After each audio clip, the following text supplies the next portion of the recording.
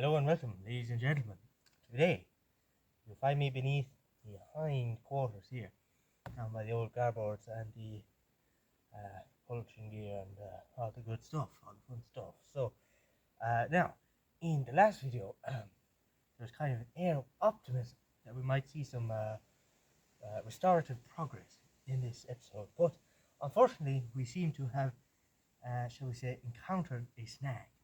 This snag, which already knew was present, but unfortunately has exacerbated itself as she's been drying out here.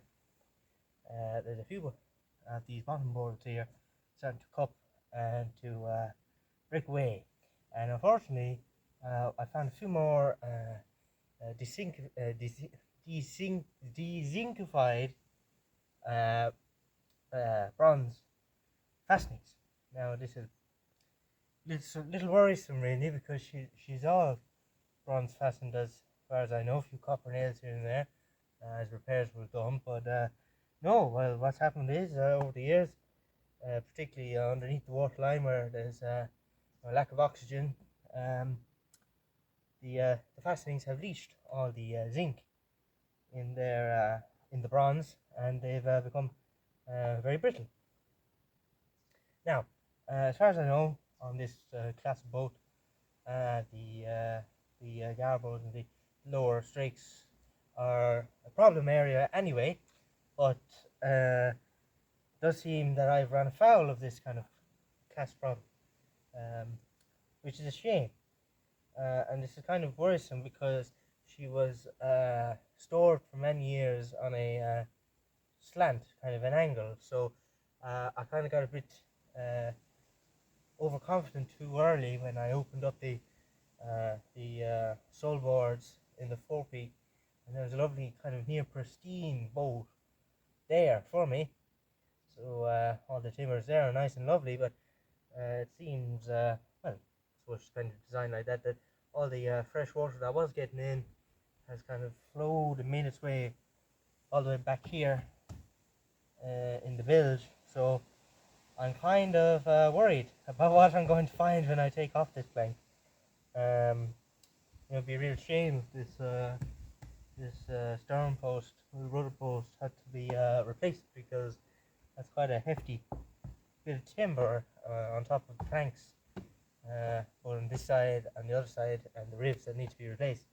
So well, I suppose there's nothing for it really, and I better kind of kill the suspense and get on with the job. But you know, it could either be you know, a miracle, or it could be really bad. So I'm going to start pulling out these bungs and getting these rest of these fasteners kind of pulled out, so they don't need much provocation, because they are not too healthy themselves. So I shall get on and do that, and I'll be right back to you.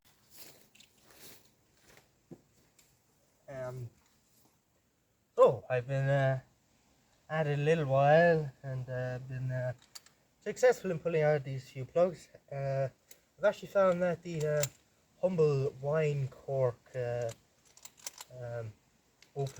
bottle opener, is actually remarkably good at pulling out old wooden bungs. So there's your tip of the day.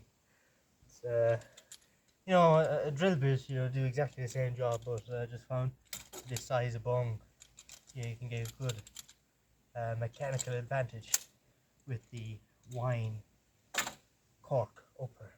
Now, of course, the rest of the equipment is your standard stuff, just the good old handy bit and brace with the corresponding bit, and you're away to the races. So I suppose I better shut up and heave to back to the old bungs, and I'll talk to you later. So now, I believe we've had a few requests for time lapses to watch me labour away, so I'm going to give that a little go now that I've made a good start on these bungs, and well, we'll see how it goes, and I'm not sure how entertaining it will be, but that's the way you wanted it, so.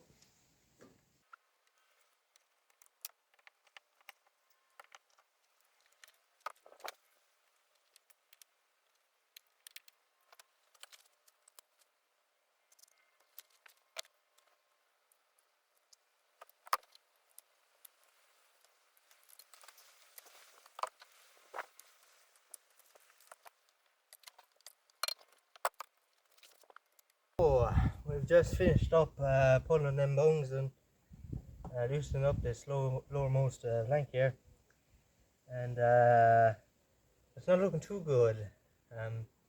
So perhaps this will give some perspective on the scale of the issue, but of the roughly 16 former front screws, only one I was able to pull out fully intact, which is a shame, because if I have to systematically refasten this whole thing, well, it's going to get pretty timely and pretty costly pretty quick. So I mean, there are options these days.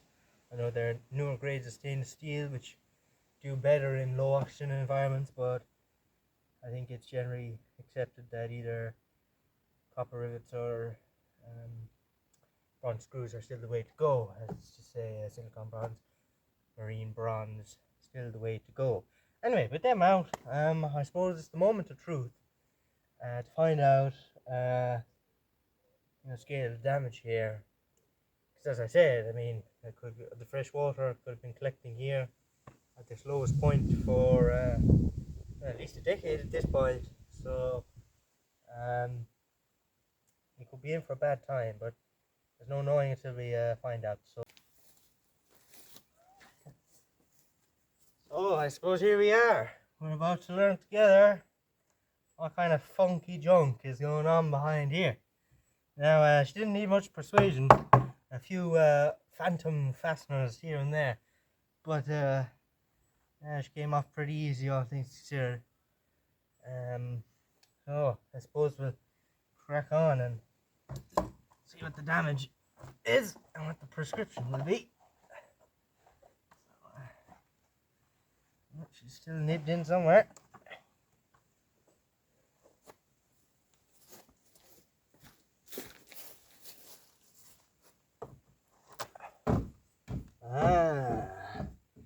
There's one fastidious fastener here. There it goes. Not so fastidious after all. So, well, I suppose I'll get you a close-up then. I'll show you together. So, here we can see the damage. All things considered, first impressions, not too bad.